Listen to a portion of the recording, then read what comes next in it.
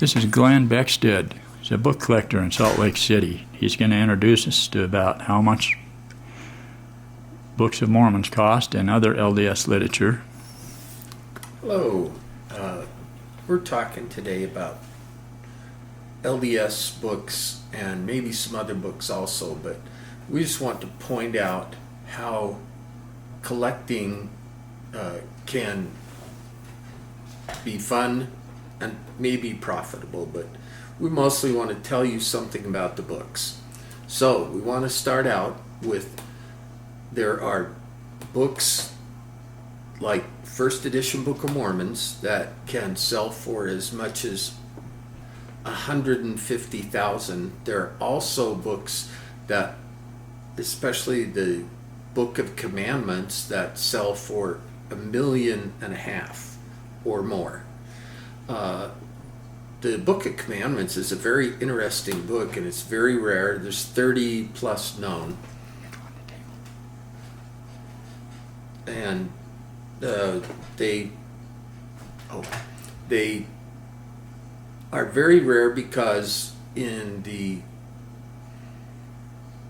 when they were making them, the Mormons were attacked and they burned the building down that had all of the printing for the Book of Commandments, which is the Doctrine and Covenants. And they, two little girls ran upstairs and got as many pages as they could and carried them out into a field, and those are the only ones that are known. So many of them don't have all of the pages, but they are very sought after, very expensive. Myself, we have purchased W. Phelps's first edition Book of Mormon with the help of a dealer from Provo, and we ended up selling that book for $300,000. Probably one of the most important books that has hit the market in a long time. And he bought it and now goes around and talks about it with people, and he calls it A Night with W. Phelps. He's a very interesting person. Two books have sold for $1.2 million. And many books have sold in that range, but they have they belong to the right person. Joseph Smith's first edition Book of Mormon, Emma Smith's first hymn book, a few books like that have sold in those at very high prices. But there are many books that are collectible that you may even find at the nearest thrift shop. I wrote a book that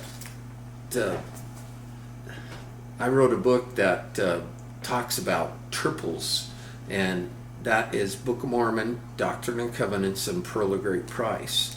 First edition on those was 1903, and they are still being made today, and 1920 and before are rare books in the Mormon books. They start at a few $100s and go up if they're before 1920.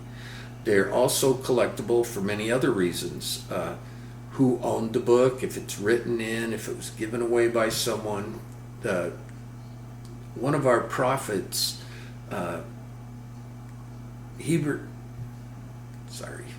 gonna have to take this out.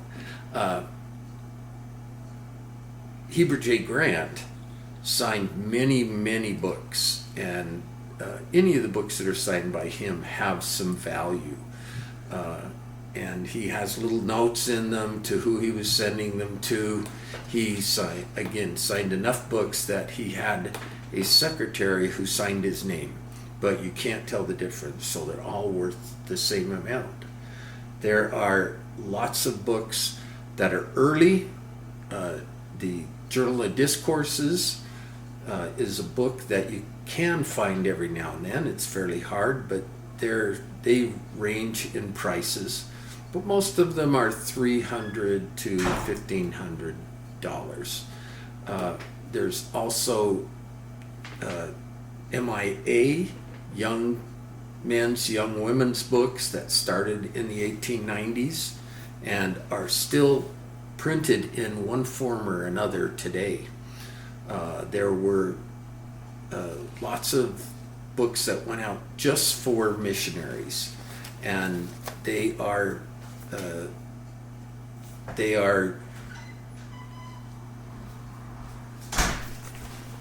again, they are books that we look for all the time, and can be really fun. You can go to any of the bookstores around town and possibly find some that are very valuable for not very much money.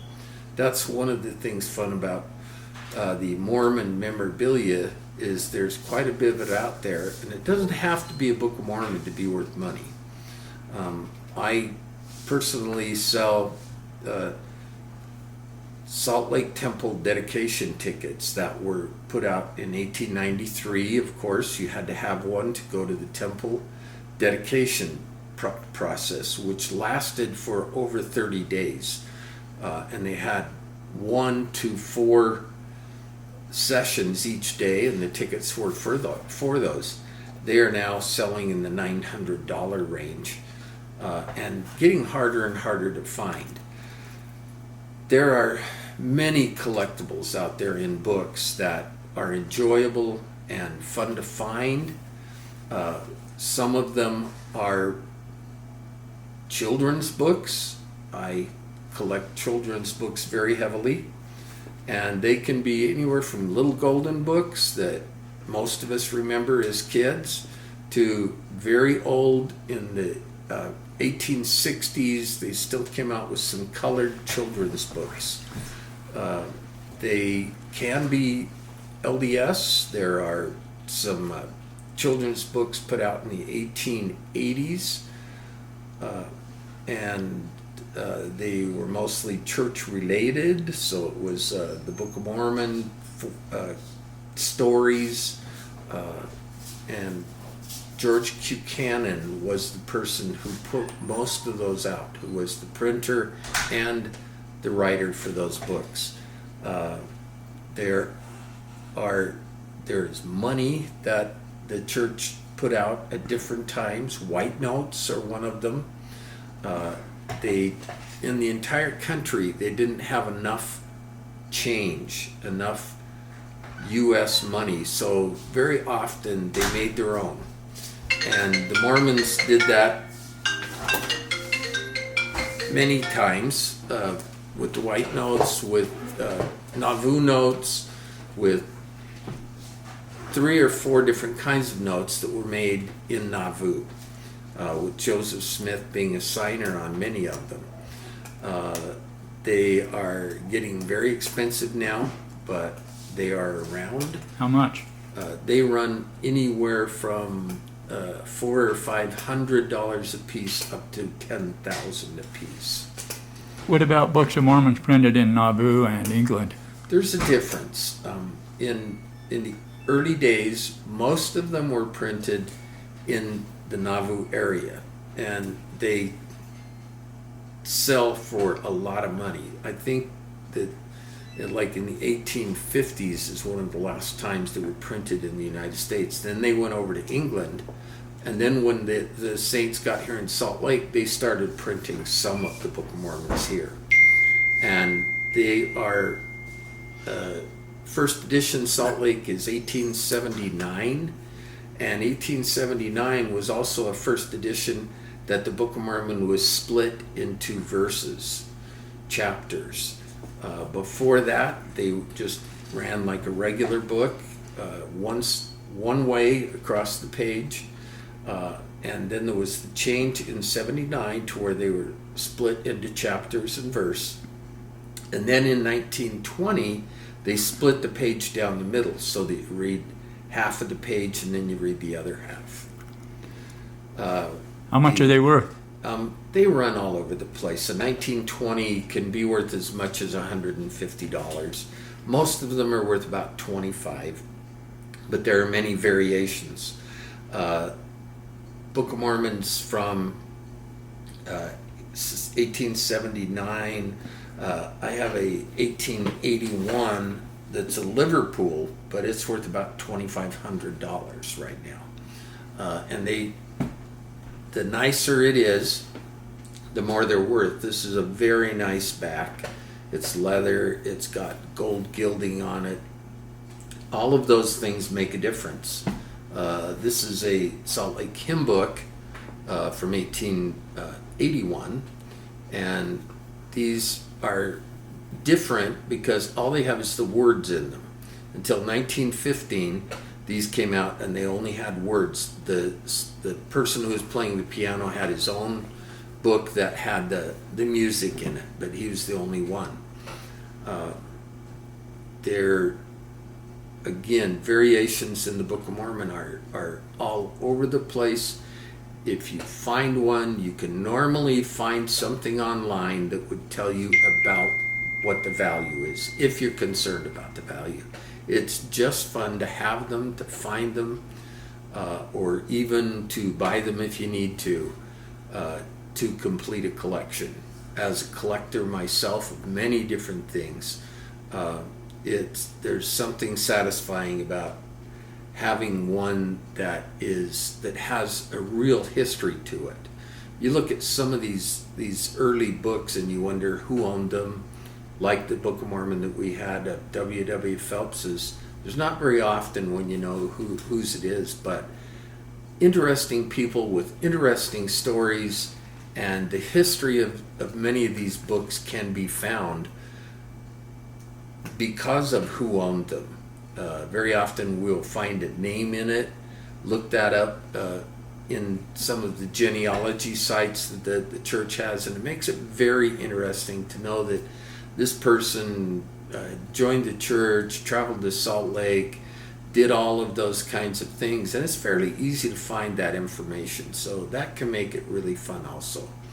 We just know that there are many items out there. There are stock certificates out of Salt Lake, ZCMI, items from ZCMI, items from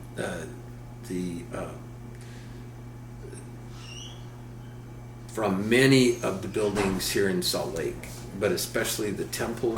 There are pictures that are valuable, and they can be of almost anything in Utah as long as it's a building that is recognizable and people know what it is. The collections that you can make are just expanding all the time. Many of the towns here in Salt Lake have been eaten up by the area.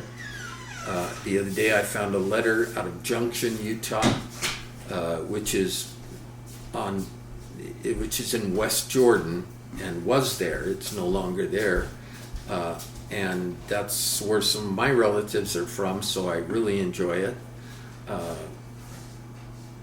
We feel like there's a lot of things that you can do, a lot of fun that you can have by finding these things, looking for them, and having them as a collectible.